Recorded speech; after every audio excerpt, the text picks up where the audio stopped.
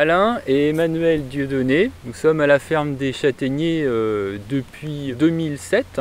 Nous y sommes pour une activité agricole parce qu'on voulait reprendre contact avec la nature, le monde réel. Notre activité, c'est de cultiver des légumes qu'on vend sous forme de paniers qui sont distribués une fois par semaine. Il y a eu un concours de circonstances qui a fait qu'on est arrivé à changer de mode de vie. C'est qu'à 15 jours d'intervalle, on a reçu une lettre de licenciement. Ça nous a fait très fortement réfléchir. Pour le coup, on s'est dit qu'il y avait peut-être quelque chose qui était en train de changer dans l'univers et que peut-être il était temps qu'on apporte des réponses différentes.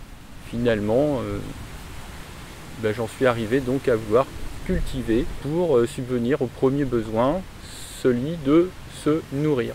J'ai été attirée par l'agriculture, surtout par la partie maraîchage, c'est-à-dire donc la culture de légumes. Je ne suis pas du tout issue du monde agricole. J'ai été élevée à la ville, donc avec une façon de penser uniquement citadine, tout en étant sensible à la beauté de la nature, grâce à mes parents. Mais je ne me voyais pas du tout travailler dans l'agriculture céréalière ou dans l'élevage, n'ayant aucune expérience de ce côté-là. Mais ma formation de philosophe m'a tout de suite montré l'intérêt de voir pousser des légumes, de commencer le processus depuis le semis jusqu'à la récolte et à l'utilisation des légumes dans la cuisine. Donc ça correspondait tout à fait à ma façon de voir la vie, le monde. À partir de 2012, on s'est posé la question de la permaculture. La permaculture, c'est déjà observer, aménager, optimiser à partir de ce que la nature nous donne. Et toujours en partant du lieu dans lequel on est et d'essayer de comprendre comment il fonctionne, comment la vie a réussi à s'installer ici, et donc en étant dans cette continuité. La culture bio, elle reste quand même conventionnelle en fait du point de vue des outils mécaniques et du point de vue de la façon de gérer son entreprise. Quand on regarde l'agriculture bio, c'est beaucoup de pétrole consommé et on sait que ça, c'est pas pérenne. C'est ce qui nous a conduit justement à travailler avec les ânes. La première réponse, ça a été l'attraction animale. Et puis petit à petit, en découvrant la permaculture, on s'est aperçu que le mieux, c'était encore de travailler le sol le moins possible. Ce qui nous habite, c'est de faire moins mais mieux, parce qu'on a toujours beaucoup de projets, mais chaque projet mis en place nécessite du temps, nécessite de la réflexion, apporte son lot de complexité. La permaculture, c'est aussi la permaculture humaine, et c'est ce que petit à petit, on essaye d'approfondir après justement avoir bien réfléchi sur nos systèmes on va dire agricoles, sur notre habitation et sur les économies d'énergie. Le fait de cultiver donc des légumes, ça nous a apporté dans un premier temps une autonomie alimentaire. Pour nous, l'alimentation, c'est effectivement très, très important. Je dirais qu'Alain a été très sensible à ça depuis longtemps, bien avant que je le rencontre.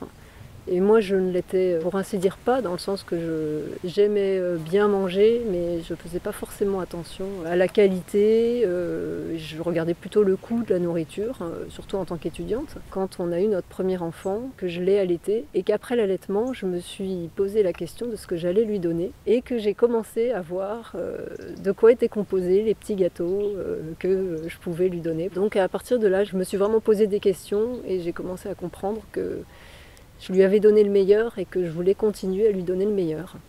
Le deuxième axe, ça a été de repasser sur l'autonomie du chauffage.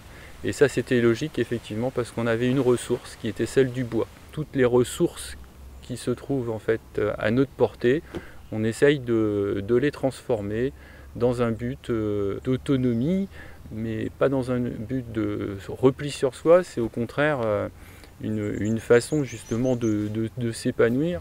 Voilà, puis on cherche toujours à rester dans la sobriété. On pourrait, les années passant, se dire maintenant on a le chauffage, on va faire chauffer la cuisinière tous les jours, on va bourrer le foyer juste avant de se coucher, surtout pour ne pas avoir froid, pour manquer de rien. Mais on ne veut vraiment pas rentrer dans cette logique et On veut que la vie continue à passer, aussi par l'adaptation, être au plus proche de la réalité qui nous entoure, devoir finalement se poser des questions sur comment on va vivre, avec quoi on va vivre, qu'est-ce qu'on va manger, comment être heureux. On s'aperçoit que quand on vit dans un style de vie urbain, on a beaucoup de choses qui nous sont données comme ça et dont on n'y fait même pas attention. Ici, c'est vrai qu'on a été dans une période de survie du fait du confort très précaire dans lequel on a vécu dans les premières années. C'est vrai que ce qui nous caractérise, c'est notre volonté de grandir en conscience dans ce qu'on vit. On échange beaucoup tous les deux. Le fait de pouvoir faire cette activité, ça nous permet de rentrer dans une possibilité d'y découvrir une certaine satisfaction, de prendre aussi le temps de la contemplation.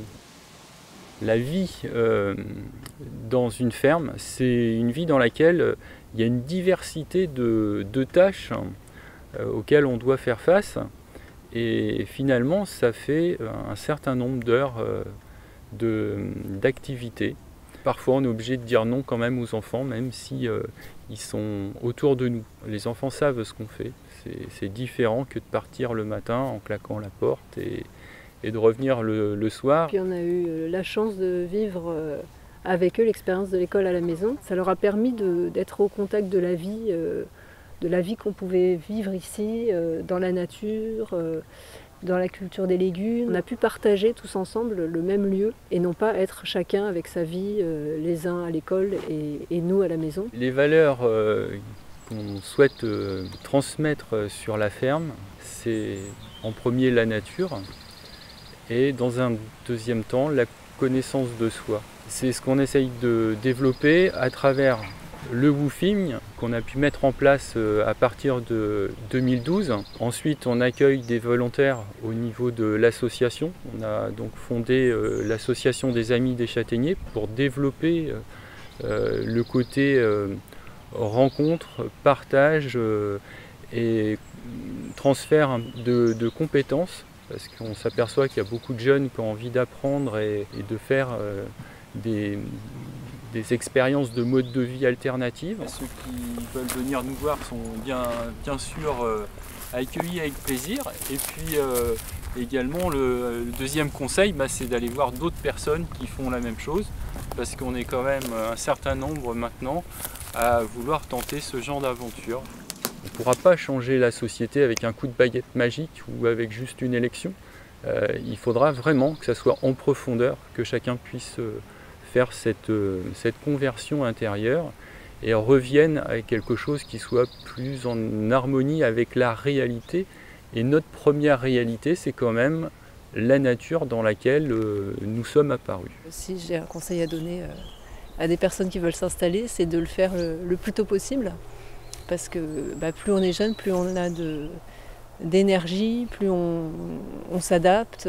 Et ce qui compte, c'est de tenir, c'est de respecter son engagement, d'être fidèle à ce qu'on a envie de produire au départ et pas se décourager. Au terme, on est récompensé.